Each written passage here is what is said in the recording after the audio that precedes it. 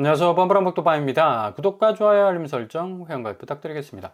코스피 10년간 산타랠리 5번 맞이했습니다. 근데 올해는 어떻게 될까? 기대감을 모으고 있는데 미국 증시가 추가 상승 압력분을 더 뿜뿜 올려준다면 코스피는 12월 엄청나게 다시 랠리를 이어갈 가능성 크다라고 볼 수가 있겠고요. 지금 트럼프가 일단 차기 페드 의장을 12월 그러니까 24일 이전에 임명할 가능성이 높습니다. 케빈 해시이라는 후보자가 가장 유력하게 지금 거론되고 있는데 이 양반이 금리 인하는 확실하게 드라이브를 걸어야 된다는 좀 입장을 밝히고 있어서 증시 분위기가 이것 때문에 확 바뀔 가능성 높습니다. 지난주 금요일 뭐 거의 1% 이상 하락하는 어마무시한 하락장을 경험했기 때문에 상당히 트럼프 입장에서도 위기감을 지금 느끼고 있는 거고, 뭐 이런저런 이유 때문에 미국 증시가 지금 약간은 고전하고 있는 양상이지만 워낙에 뭐 잠재적 성장력이 뛰어난 또 시장이기 때문에 금방 치고 올라갈 수 있는 탄력성이 있다고 볼 수가 있겠죠. 이런 이유 때문에 코스피 역시도 이달 12월 1일부터 무려 6.3% 상승했습니다. 어찌 보면 나스닥 시장보다 훨씬 더 탄력성 있게 움직여가는 모습을 보여주고 있고요. 지금 산타랠리는 확실하게 코스피나 코스닥에서 나올 확률이 높다라는 전망이 굉장히 지금 이 가능성이 높아져가는 그런 상황이라고 볼 수가 있겠습니다. 우상향을 좀 확실하게 틀어가지고 가고 있는데 페드 의장 해시이 본격적으로 임명이 된다면 확실히 주식시장의 훈풍은 계속적으로 랠리를 이룰 가능성이 높겠고요. 산타랠리는 뭐 전형적인 소비 증가, 유동성 확대 힘입어서 주가 상승으로 이어지는 연말 연초 증시 강세 현상을 말을 하고 있죠. 절반의 확률로 12월 중에 상승장을 연출을 했는데 이번에도 확실하게 산타랠리가 진행이 될 가능성도 매우 높다고 보여집니다. 11월 초부터 AI 거품론 때문에 상당 부분 뭐 주가 부분이 출렁거리기도 했지만 이제 뭐 거의 이게 필터링을 거쳐서 워낙에 이 거품론이라는 말과는 반대되는 25조, 28조나 되는 그것도 분기별 수익을 내고 있기 때문에 거품론이라는 말은 억지로 깎아내리는, 그러니까 어찌 보면 주식시장에서 단기 조정에 들어가는 좀 이 팻했던, 좀 살찌웠던 부분들을 조금 이 줄여나가는 단기 조정 어떤 양상이기 때문에 요 한 달간 진행이 됐어요. 그래서 12월 중하순부터는 본격적인 어떤 상승세로 접어들 가능성이 높다. 근데 지난주 금요일 날 이 필라델피아 지수, 그러니까 반도체 AI 부분이 워낙에 지금 타격을 받았기 때문에 월요일 코스피 지수는 살짝 또 이 압력을 받을 가능성 높습니다. 그럼에도 불구하고 다음 주 상간에는 이런 어떤 등락이 반복되면서도 계속해서 우상향 쪽으로 갈 가능성이 높겠고요. 역시 FOMC의 이 12월 금리 인하 부분은 상당히 시장을 좀 안심시키는 그런 어떤 영향이 있었고, 또 단기 국채 매입 4경 8천조나 되는 부채를 빨리빨리 갖기 위해서는 일단 단기 국채 쪽으로 집중을 해야 되죠, 미국이. 장기 국채 쪽으로 가면 이제 금리 부분도 부담이 되고 하니까, 그러니까 정부 입장에서는 비용을 계속적으로 이제 키워나갈 수밖에 없는데 단기 국채는 만만하지 않습니까? 빨리 치고 빠질 수 있는 회전율이 높은 어떤 이 달러 급전 수요가 계속해서 이제 발생하는 그런 시장이라, 역시 이런 어떤 이 중앙은행 차원에서의 국채 매입이라는 또 호재가 터졌지만 이게 시장에 잘 먹히질 않았어요. AI 거품론 때문에. 그리고 실적으로 내놓은 AI 이 업체들, 오라클이나 또 브로더닷컴 같은 경우는 굉장한 어떤 실적에도 불구하고 계속적으로 엔비디아에서부터 시작됐던 억지로 깎아내리는 어떤 분위기가 계속 지금 뭐 넥타이 딱 부여잡고 멱살 잡고 그냥 끌어내리는 어떤 상황까지 지금 아주 어이없는 상황이 벌어지고 있습니다. 정말로 뭐 실적이 마이너스가 나고 그냥 깡통 차는 듯한 그런 어떤 실적이 나왔다면 이거 이해가 끄덕끄덕 되겠는데 이거 어마무시 상상 초월의 실적을 내고도 그냥 넥타이 그냥 멱살 잡혀가지고 끌려갔으니까 이거 뭐 완전히 그냥 말도 안 되는 지금 시장의 흐름이 지금 진행이 되고 있다. 이 두 번째 산타는 뭘까? 제가 초반에 말씀드린 대로 연방준비제도 의장 해시이 임명이 되면서 미국 증시 행적을 아마도 트럼프는 또 이 증시에 굉장히 민감할 수밖에 없습니다. 지지율하고도 이제 엮여 있기 때문에 이 본인의 어떤 이 증시 부양책이 확실하게 먹혔다는 인상을 줘야 되기 때문에 상당히 신경을 많이 쓸 것으로 보입니다. 자, 이런 어떤 증시 부분에 있어서의 금융시장에 뭔가 좀 따뜻한 훈풍적인 분위기와는 달리 지금 한강벨트를 중심으로 해서 90% 이상 줄어버린 한국 아파트 시장, 지금 주말 거래량은 빵건이 나왔습니다. 드디어. 지난주부터 조짐을 보이기 시작했는데 완전히 빵건 나왔어요. 근데 빵건 나오고 오히려 이게 마이너스로 간다 하더라도 끝까지 집값은 오른다라고 그냥 뭐 목소리 터져라 외칠 겁니다. 지금 14억대 아파트 평균 거래 금액이 지금 9억대로 지금 내려왔고요. 이게 매주 업데이트 되기 때문에 가장 핫한 지표라고 볼 수가 있습니다. 그리고 가장 객관적이고 명확하고 아주 냉정한 지표라고 볼 수가 있어요. 뭔가 이게 마사지가 안 됐다는 얘기죠. 그만큼 확실한 부동산 지표를 말해줄 수 있는, 뭐 그때그때 나오는 거래량 올리고 또 거래금액 환산해서 평균가로 내는 거기 때문에 가장 객관적인 어떤 지표라고 말씀을 드릴 수가 있습니다. 11월 달은 2,700건으로 이제 마감을 지었네요. 확실히 12,000건, 8,000건, 9,000건에 비해서는 2025년 들어서 가장 낮은 거래량을 지금 찍고 있다. 그럼에도 불구하고 서울 아파트 절반 이상이 상승 거래라는 또 얘기까지 나오고 있어요. 참 이해가 안 가죠. 10곳 중 6곳은 가격이 올라 거래됐다. 도대체 어디가 이렇게 거래가 됐는지 고개를 갸우뚱할 수밖에 없고, 경기와 인천은 소폭 떨어지거나 유지가 됐다. 아니 지금 거래량이 빵건이 나오고 지금 전체 거래량이 지금 2025년도에 2,740건에 그치고 있습니다. 그리고 지금 12월 달만 해도 지금 500건도 안 되는 그런 어떤 지금 거래량 상황인데, 실질적으로 유동성 자체가 아파트 시장 말라버렸습니다. 유동성, 현금이 흐르지 않는 시장은 더 이상 존재할 이유가 없는 거예요. 공급은 어느 정도 매물 상태로 지금 받쳐주고 있지만 수요가 완전히 떨어져 나가기 때문에 이거 상승 거래가 나왔다는 건 이거 도깨비 시장입니다. 도깨비 시장. 뭔가 이 수요와 공급의 원칙도 안 맞고 현금의 유입과 유출의 어떤 이바구가 안 맞는 그런 어떤 뭔가 기대 심리로 몰아넣고 호가스로 때려 넣는 그런 어떤 이 시장이 연출이 되고 있기 때문에 가장 위험한 시장이다. 이거 한꺼번에 그냥 와르르 무너질 수가 있습니다. 그러니까 한쪽에서는 아이고 이거 내린말이 무산된 거 아닌가, 무주택자들은 초조해질 수밖에 없고, 다른 쪽은 열심히 집값 떼어라, 계속해서 오른단다, 군불 떼라. 뭡니까? 결국 기승전, 호가 더 올려.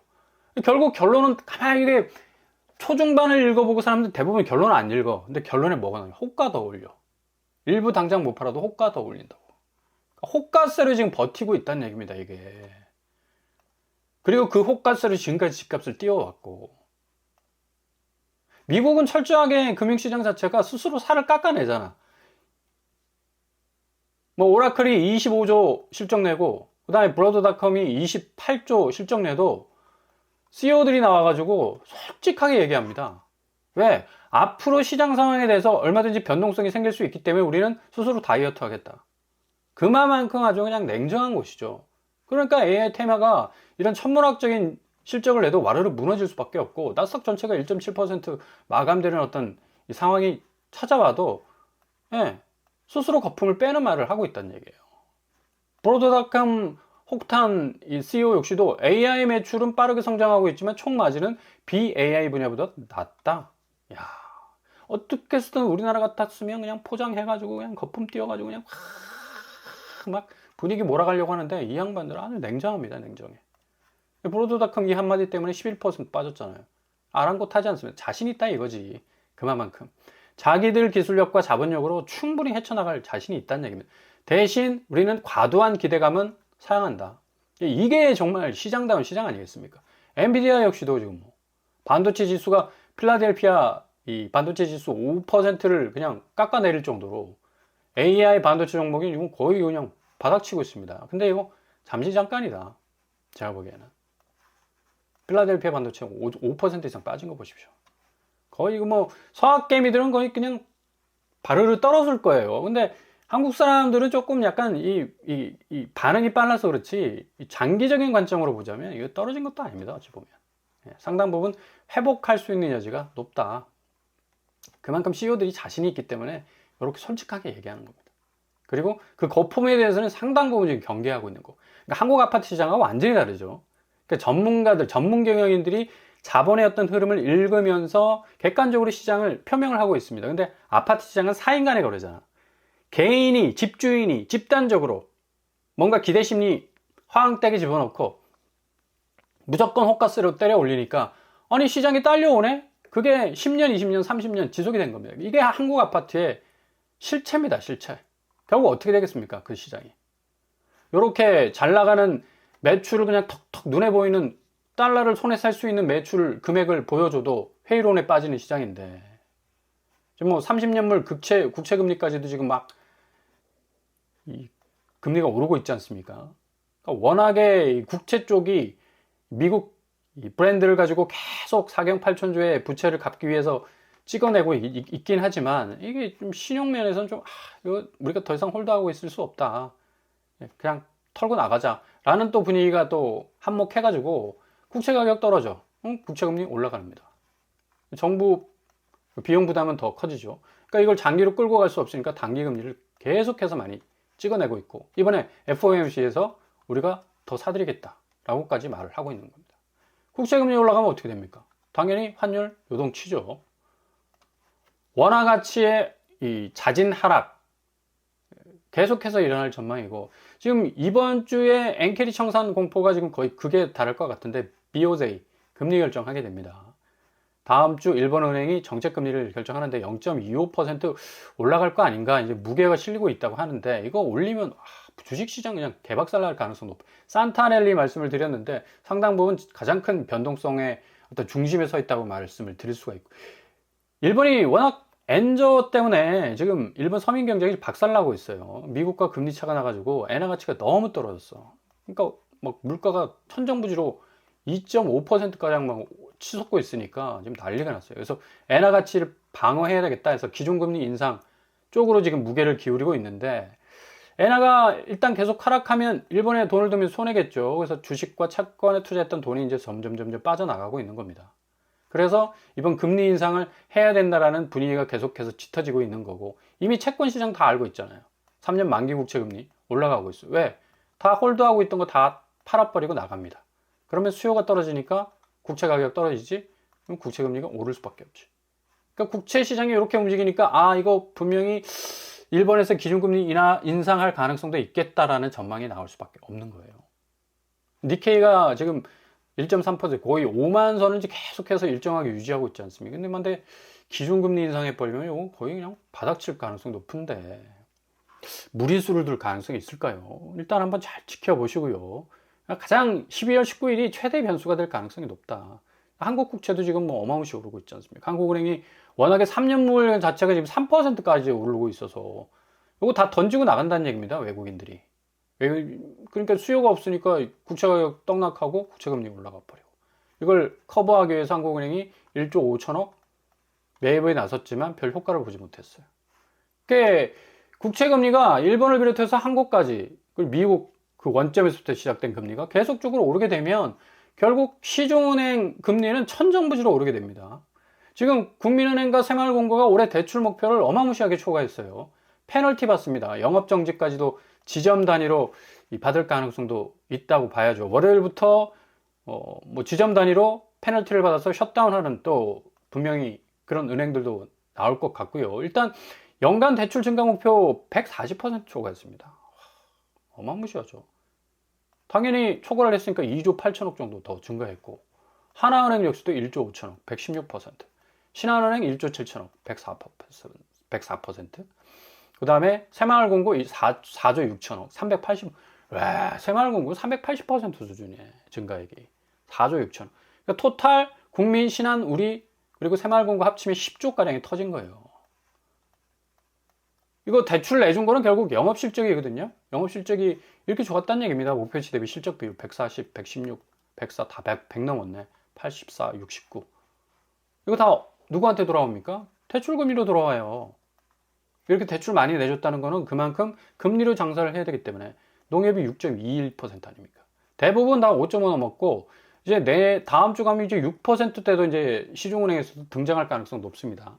이런 식으로 금융시장이 돌아가고 있다는 얘기입니다. 근데 뭐 천정부지 집값 오른다, 뭐 계속해서 엄청난 시세 차익, 로또 분양이다, 뭐다, 뭐 사람들을 뭐 헷갈리게 만드니, 지금 오늘 안 사면 당신 영원히 집 못 사, 이런 식으로 공포로 몰아가 버리니까 지금 거래 금액이 20조 줄었습니다. 20조. 104조예요. 104조. 125조였는데.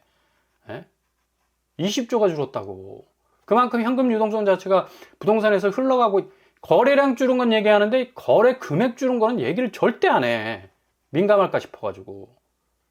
집값 절대 안 떨어진다, 계속해서 오른다라는 그런 시그널을 계속 보내기 위해서.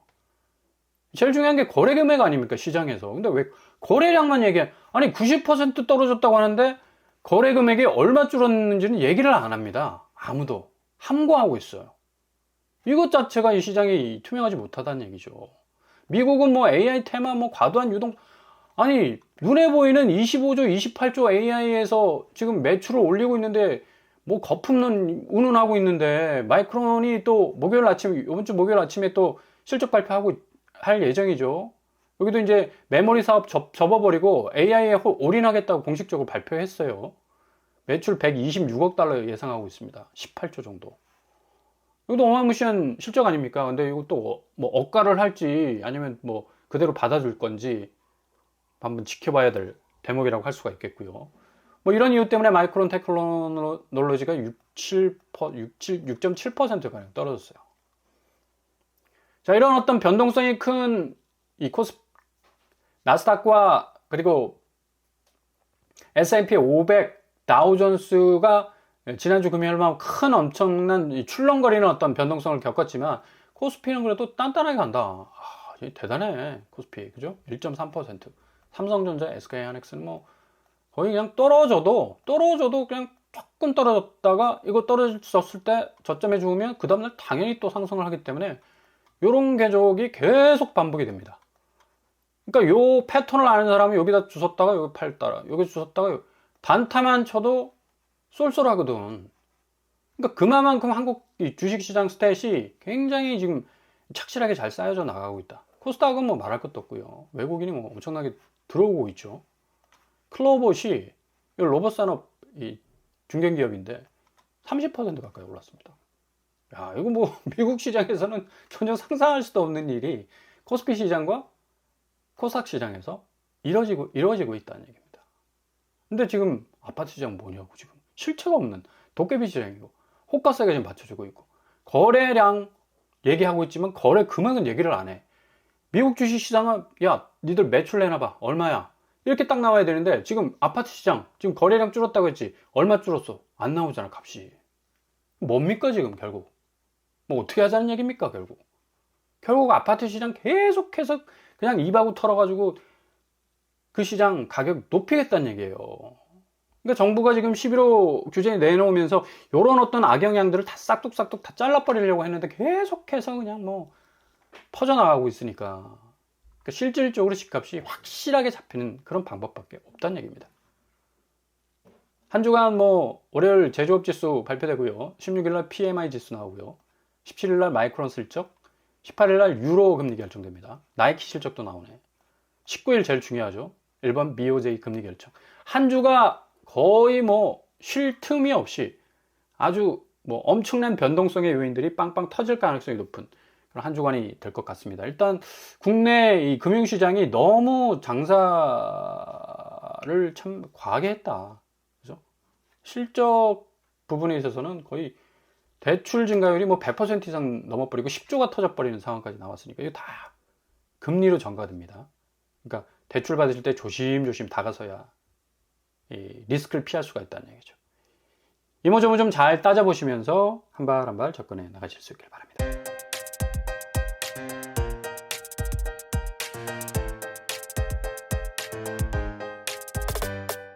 오늘의 부동산 캐릭터죠. 국민은행 새마을금고 포함해서 신한우리 10조가량이 터졌습니다. 이거 굉장히 좀 심각한 그런 상황이라고 볼 수가 있겠고요. 금리가 다 이제 금리로 전가가 될 건데, 이런 부분들, 대출 부분은 좀 아주 신중하게 좀 고려를 하셔야 되겠고요.